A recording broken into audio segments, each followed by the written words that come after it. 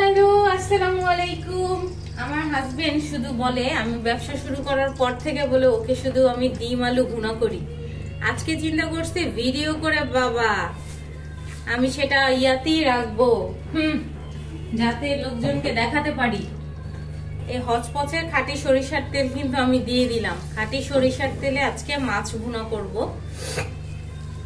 আজকে চিন্তা করছি এটা ভিডিও করেই রাখবো, যে দেখো আমি ডিম আলু শুধু খাওয়াই না, মাছও খাওয়াই। এটা হচ্ছে কথা। আর আপনাদের সাথেও একটু গল্প হয়ে গেল। তো আমি পেঁয়াজ আর রসুনটা দিয়ে দিলাম।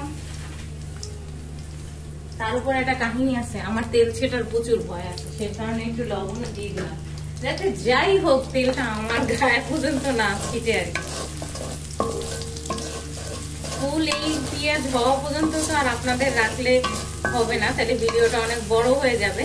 তো পেঁয়াজ আর রসুনটা একটু হোক, তারপরে আমি আবার আসতেছি আপনাদের কাছে। পেঁয়াজ আর রসুনটা হয়ে গেছে, এখন হচ্ছে আমি একটু আদা দিব আর সব গুঁড়ো মশলা দিব। যে কারণে একটু পানি দিয়ে দিলাম, যাতে মশলাটা আমার না পুড়ে যায়, সেই কারণে।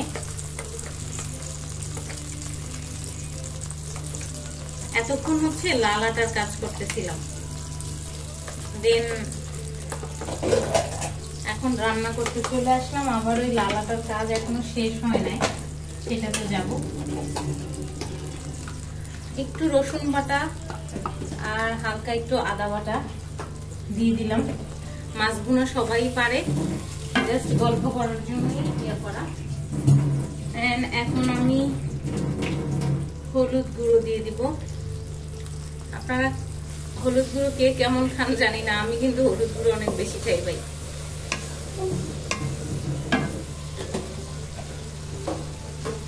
পুরাই হচপচে খাঁটি মশলায় রান্নাটা হচ্ছে। দেন মরিচ গুঁড়ো দিয়ে দিলাম। আমি আজকে ঝাল ঝাল মাছ রান্না করব। এই মরিচের পরেও আমি কাঁচা মরিচ দিব উঠানোর আগে। ঝাল ঝাল আজকে সব মাছ রান্না হবে। এরপরে হচ্ছে খাঁটি মশলার মধ্যে একটু ধনিয়ার গুঁড়োটা দিয়ে দিব।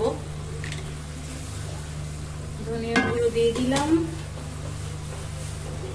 দেন এটা একটু হওয়াবো আমি। তো এখন আমি মাছটা দিয়ে দিব। একদম পিয়া হয়ে গেছে, এটা যেরকম চাচ্ছিলাম। একটু উল্টায় দিলাম। আর এক পিস মাছ দিয়ে দিলাম। আমরা যেহেতু দুইজন মানুষ, তাই 2 পিস মাছই রান্না করব।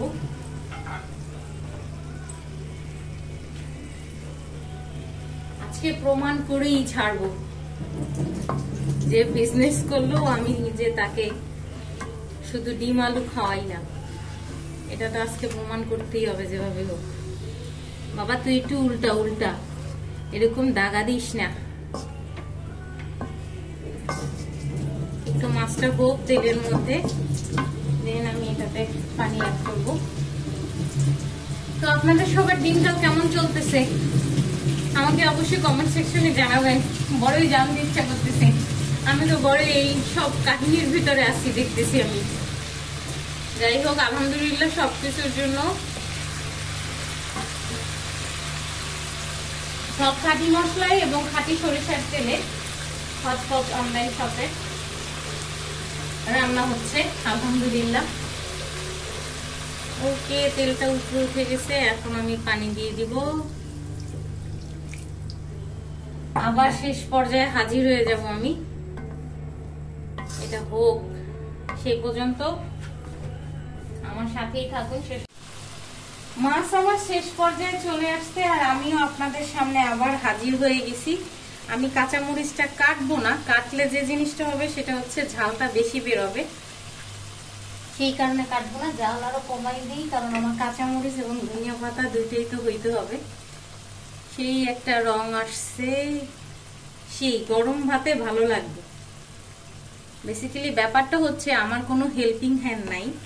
আমার সমস্ত সংসার থেকে শুরু করে বিজনেস, রান্নাবান্না সবকিছু আমাকেই একলা হাতে হ্যান্ডেল করতে হয়। তবে আমার হাজবেন্ড আমাকে অসম্ভব সাহায্য করে এটা মানে কৃতজ্ঞতা বলে আর কি প্রকাশ করতে পারবো না। এই ধনিয়া পাতাটা আমার হাজবেন্ড কেটে দিছে এবং এই কাঁচামরিচ সে ফ্রিজ থেকে বের করে ধুয়ে তারপরে এনে এখানে দিছে। তো এই কৃতজ্ঞতাটা আসলে বুঝানো যাবে না, ব্যাপারটা হচ্ছে এরকম। যাই হোক, এখন মাছটা হওয়ার পথে এটা জাস্ট ধনিয়া পাতাটা একটু মিক্সড হয়ে গেলে আমি জালটা বন্ধ করে দিব। আমি হচ্ছে হাজবেন্ডের ব্যাপারে না ইদানিং তেমন কিছু বলতেই চাই না, কারণ আম্মু সবসময় বলে যে নজর লাগে নাকি, সেই কারণে বলতে চাই না। বাবা ভালো আছি আলহামদুলিল্লাহ, ভালো থাকি, সেই কারণে খুব কমই আর কি শেয়ার করি সবার সাথে। যাই হোক, আজকে কিন্তু প্রমাণ করেই ফেললাম যে হাজবেন্ডকে শুধু আমি ডিম আলু খাওয়াই না, মাছও খাওয়াই। এই প্রমাণটা করার জন্যই আর কি আপনাদের সামনে হাজির হওয়া। ও ঝোলটা তো সেই মজা হয়েছে। গরম ভাতে শীতের দিনে ভাই বেস্ট খাবার, বেস্ট খাবার। ওকে, তো বিদায় নেই, একটু পরে তো মাছের ইয়েটা বন্ধই করে দিব। ভালো থাকবেন সবাই, আমার জন্য দোয়া করবেন। আল্লাহ হাফেজ।